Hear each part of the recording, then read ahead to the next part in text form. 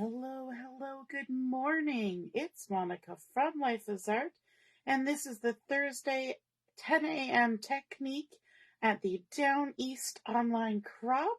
We are going to be touring the Atlantic provinces as we do some fun crafting and just spending some time together, chatting and crafting. We have a couple sessions each day, and that is super fun always. So we are going to be looking at the featured collection from the April to June Close to My Heart catalog. And this is the gorgeous Hello Darlin collection. And it has got some beautiful florals. I love the blues and whites and reds, made me think of nautical and down east. And so we are going to be creating with this. And this morning we're going to be using some pattern paper. We're going to be using a picture of my life card. We are going to be using, let me see, what else are we using? We're not going to be using a stamp set from this. We're going to be using a different one. Let me see. I think it's in here. It's just a little sentiment stamp. And I believe it's in this catalog. Yes, right here. Your friendship is a blessing. We are going to be using that one for our card today as well. And some coordinating cardstock from the Hello Darlin collection. So that's what we're about today, this morning. And so we are going to be making a gatefold explosion card. Good morning, Michelle. Good morning, Misty. Hello, hello. And Jennifer and Linda and Heather are all watching too. Nice to see you ladies are watching. I hope you get some crafty time as we go along. We're going to be creating our gatefold explosion card, and I'm going to use some of the coordinating cardstock from the Hello Darlin collection, starting with a piece of Sapphire. If you're popping on to watch me live, then just say hello or howdy so I know you're here. And if you're watching later, you can just say replay so I know who's popped in to join us afterwards. I know some of you are working today or have other commitments, appointments, all sorts of things get in the schedule, and so you might not be crafting along right at this time, but I'd love to hear that you stop by. Good morning, Ina. Good morning, Jean. So one thing to know about our cardstock is that our cardstock is two-toned or double-sided. Got little bits of fuzzies on mine. So that means that one side is darker and one side is a little bit lighter. The dark side is the true color, and the light side just gives you a little bit of variety. So as you're crafting, you can switch things up a little bit. So I'm going to be creating my base with this Sapphire cardstock, and this has been cut to 8.5 by 5.5. And I'm going to be scoring this so that I get my folds nice and neat and clean. Good morning, Deborah. Good morning, Mary. Oh, you're hand sewing a costume as you watch. Nice. Always keeping busy. So we're going to do some scoring. So I'm going to lay it down on my Versamat. You could use a scoreboard for this as well, but I'm just going to use my bone folder and my ruler, and I'm going to score it at 2 1/8 to begin with. And so 1/8 is halfway between the inch and the quarter inch. So for 2 1/8, I'm going to score right between 2 inches and 2 1/4. And so we just line our ruler up, give it a nice score like this. I'm scoring on the dark side because I want the dark side to be the outside of my card. And then I'm also going to score it 2 1/8 from this end, and I'm going to keep my life simple. And I'm just going to turn my paper around and score it at 2 1/8. So that I have to do less math. Less math is always awesome. So again, we're going right between the 2 and the 2 1/4 to create a 2 1/8 line, just like that. Now what we can do is we can turn this over. And so my light side is going to be on the inside of my card. I'm going to bring these two sides in and just lightly bend them on those score lines that I've created. But I want to make sure that they meet in the center and that they're nice and straight, top and bottom. And because I'm not using a scoreboard, that's always how I go about it. And then I can go ahead and crease it down and make sure that everything is nice and square and straight before I do my final crease. And even when you're using a scoreboard, it's good to do that because you just never know. You may have got something misaligned somewhere. And so this helps to keep everything nice and even and neat. So there we go. We've created our gatefold card, and probably all of you have created a gatefold card or something similar at one time. So that is not any difficult task. That's super simple. You're just folding in your edges and allowing them to meet in the center. Now we're going to start by adding a few things to this. This is rather deep colored cardstock. And so to make it a little bit easier to write on the inside, I'm going to add a panel of White Daisy cardstock. And this has been cut to 4 by 5 1/4 so that there's a little bit of the lovely sapphire blue showing all the way around the edge. So I'm going to go ahead and adhere that to the inside. And I will be posting the dimensions when I post the photos of the completed project. I'm not going to do any stamping on this. I'm going to leave it just as is because we're going to actually be covering. we're going to put this in here and then we're going to cover it up. We're going to be covering a large portion of this panel with our explosion. So I'm going to just leave it plain and blank so that we have as much room as we can to write on once we have that explosion in there. So there's our inside panel. Now we want to maybe decorate the front. No, actually, we're going to leave that to the end. We're going to work on our explosion now. So let's shift this aside and bring in our pattern paper that we're going to be using for the explosion. Now, quite often we would use cardstock for a mechanism inside a card, but I decided to use this pretty pattern paper to create this. And I just wanted to point out that I matched my nail polish with this pattern paper because I thought it was so pretty. So crazy things that people do. So we have this beautiful pattern paper. I love the florals on this. We're going to bring in our ruler and our bone folder again, or your scoreboard, because we're going to do some scoring on this. The first thing we need to do is I'm going to flip it to the back side. And this is also a beautiful pattern. And you know what? If you were going for an explosion, this would kind of look cool because they look a little bit like fireworks or those paper stars that you hang up for a party. So that would create a cool explosion. But I'm going to use the florals today. So I'm just going to lay it down here on my Versamat. And what I want to do on the back side of my pattern paper is I want to mark at the 4-inch mark. So this piece has been cut to 4 inches by 8 inches. Would have been good if I had said that. Good morning, Katie.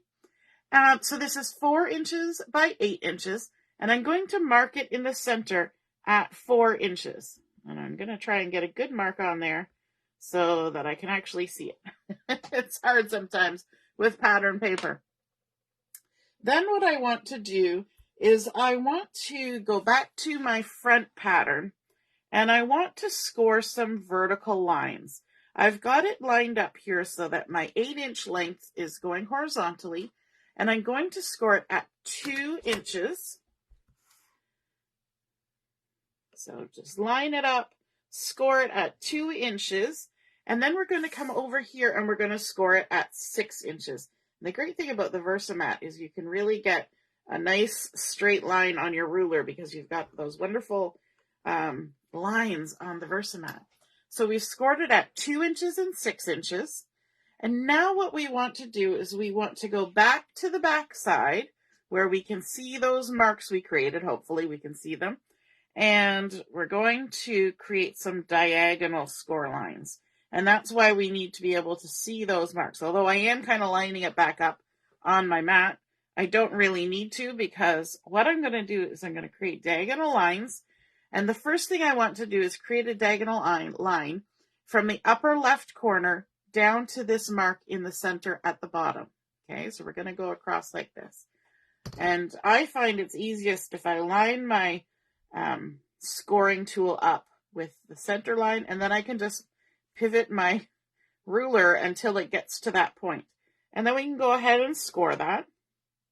So we're scoring this on the back side, so the side that doesn't have the pattern we want. Now we're going to score from the lower left corner to this top center mark.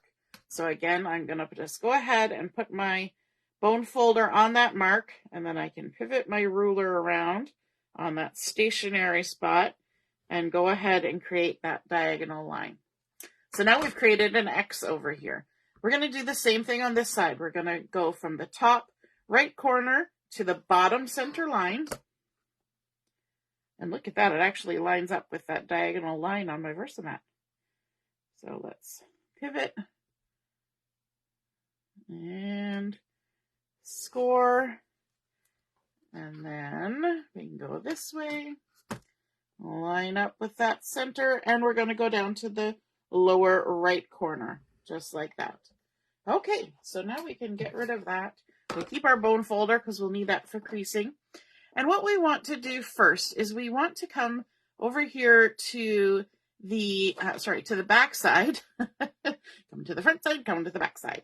And we want to fold on these vertical score lines that we created. But what I want to do is the same as I would with my gatefold card. I want to bring them up so that they go to where they were scored, and then just make sure that everything meets in the center and is nice and straight. And that's, again, important to do because I'm not using a scoreboard, and I want to make sure that everything is as straight as possible, because any of these folded mechanisms work best if everything is straight as possible. So we've created those two vertical lines, and if you look at it from the front side, we have created two mountain folds where the fold goes up and the papers have been folded to the back. And now I'm going back to my front side and I'm going to fold on my diagonal lines. So these were mountain folds, they went up. Now we're going to create valley folds because we're going to push them down. So let me just find, sometimes it's hard on pattern paper to find your score line. Again, I'm not pushing down hard, but I'm just getting to that score line. And then I want to make sure that everything lines up again. So just make sure that everything is nice and neat, because until you score it down hard, you can adjust your score lines just a smidge if you need to, if they're a little wonky. And then I'm going to go ahead and crease this one. Just find where it was scored and line everything up, crease it down. And we have now created two valley folds, and they're called valley folds because if you look at them, they go down into a valley, whereas these other ones over here went up into a mountain. Okay, so we've created our valley folds. And now we're going to come over to this side and do these two diagonals. So let's find the diagonal.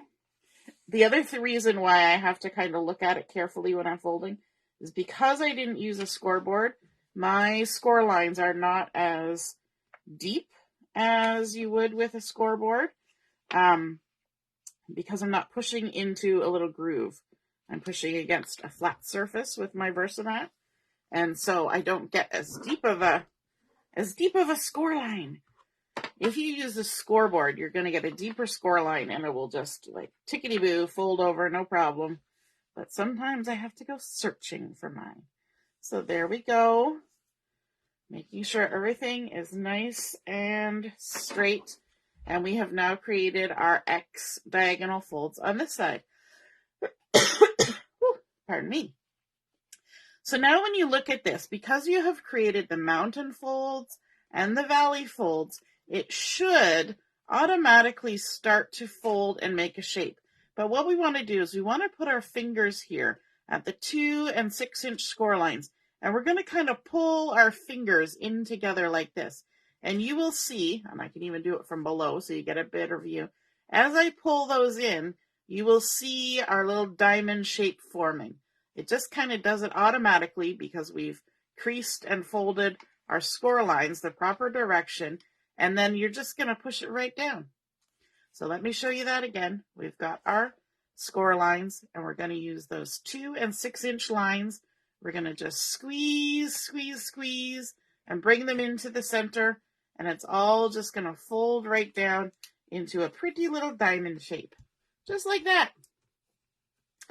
Okay, now, before we go too much farther, we're going to add our little panel in here, and we want to add the sentiment for the inside of our card in this panel. And so I have some cardstock for this. I've got the coordinating cardstock, which is the candy apple from the Hello Darlin collection. And this has been cut to 2 3/4 inch square. So 2 3/4 by 2 3/4. And then I've got a piece of white daisy that has been cut to 2 1/2 inch square. So 2 1/2 by 2 1/2. And I'm going to go ahead and stamp my sentiment on here that your friendship is a blessing. I've got it loaded up on my stamp block. And I'm going to use the Sapphire ink, which is the coordinating color for this pretty pattern paper that we have. It's the background color, so I thought that would be nice. And we'll just go ahead and ink this up, making sure I get it all inky. And then we can go ahead and stamp. And I want to stamp on the diagonal. So I've even got my block. I'm going to move it a little bit closer to me so I can see what I'm doing. And hopefully put it in the center. You never know. It's been known to happen that I get a little off center. There we go. Your friendship is a blessing. And we can go ahead and attach that to our candy apple cardstock. Whew, I keep reaching up because I've got stray hair that is kind of blowing around and tickling my nose. If you wonder why I keep moving my hands up and down like this, trying to tuck it out of the way. Must be a little baby hair because it doesn't want to tuck. When you get that tickle on your nose, especially when you wear glasses, I find it kind of throws you all off. So we're going to go ahead and center this right in the center of our candy apple cardstock, just like that. And then we can add some adhesive to the back of this and add it in the center of our pattern paper. So just peel off that backing and stick it on down in. And it does help to have that scoring all done so that you can kind of get it centered. And hopefully, before we stick it down too far, make sure it fits in there. It's not sticking out weird. And now we need to add some adhesive to our pattern paper on the back side. Hey, Tara, nice to see you're watching. We're going to stick some adhesive on the back side. So we're going to close it up. We're going to turn it over. And we're just going to add a little bit of adhesive on the back here. I'm not going to remove the backing just yet because we're going to talk about this a little bit more. So we've got some adhesive on the back. And then we also need to add some adhesive on these little triangles here. So let's go ahead and do that. And again, we're not going to remove the backing. We're just going to get it stuck down so that we're ready to go when the time comes. There we go.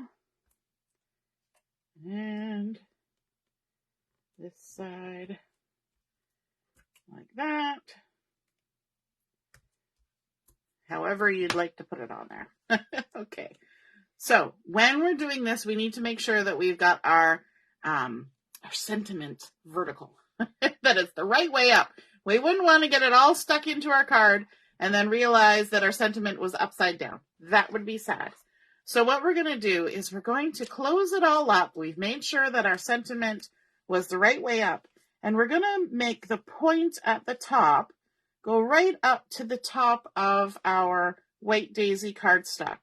And we'll kind of shift it around so it's sort of centered. But the way we're going to double check that it's centered is we're going to close the cover and make sure that our edges are lining up. Because even if this is a little off, we're not going to see that. We want to make sure that each side, so see how this bulges up, each side is directly below the flap that it's going to be attaching to, okay? So now the first thing I want to do is I want to take this and remove the backing just from this left side. Just like that. And we're just going to fold it over, make sure nothing is moved, and stick it down. Okay?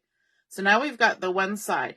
What we need to do now is open this up, and we're going to remove the backing from the back side. So let's take our backing off. And this is going to help us keep everything nice and square. And now to attach this, we're just going to fold our whole card over, keeping this flap open so it's not getting stuck down in a weird space. And we're just going to stick that back of the card on, like so. And then we can open it back up, and we can see that this side is now attached. And now we can remove the backing from this side. We're just working our way across. That's all we're doing. We're going left to right, just like we'd read a book. And then we can close this side and stick it down. Hey, Lynn. Yes, this is a fun card layout. And so now you can see we have our beautiful explosion happening in the center of our card. We have left a little bit of space down here for writing a message. But of course, if you want to write a larger message, you could add a panel of white daisy onto the back of your card. And you could use the same measurement as we did for the insert in the inside, the 4 by 5 1/4. And you could even add some little stamping on there, whatever you like. But now for the front of our card, I wanted to bring in one of the Picture My Life cards. And if you're not familiar with Picture My Life cards, they're super fun. And let me just grab the package here so you can see. So these are the Hello Darlin Picture My Life cards. They come in 4 by 6 and 3 by 4, and you get 12 of each in the package. And they have fun things on here. So there will be sentiment type things, or titles even, if you want to use it on a layout. And each card has it vertically and then horizontally, and usually with different colors. And so there's patterns, there's journaling spots, more patterns, different icons. This is my favorite. Oh my gosh, the lanterns are just so gorgeous. Remind me of, down east. Some florals, some more journaling spots, tags. These are my people. So fun. Love this one. Spectacular, amazing, fantastic, wonderful, marvelous, fabulous, dazzling. And I love that you get patterns that aren't in the paper collection. Oops, this is my stack here. Then we've also got the 3 by 4s, and just going to spread them out a bit. And so we've got different ones from what was on the 4 by 6. Look at that smile. And of course, it's a different direction. Friends, family, and fun. Journaling, you could use these as matting for photos. There's some pinwheels and a single one on the back. I quite often fussy cut these items.